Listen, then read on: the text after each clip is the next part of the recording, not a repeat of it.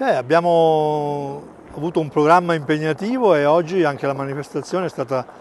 molto bella, abbiamo ribadito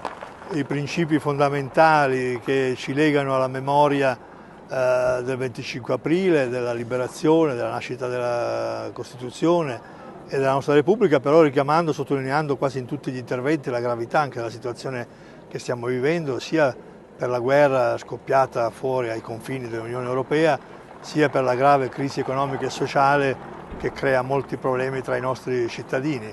E questo, ovviamente, questi richiami non retorici, ma come assolutamente richiesta di impegno ai governi, alle forze politiche e a noi stessi tutti, perché sui temi della pace, del disarmo, della ricostruzione anche dei paesi, del tessuto sociale del paese, ci sia un impegno comune. Questo è il modo migliore, penso, per ricordare i resistenti, per ricordare il significato della liberazione.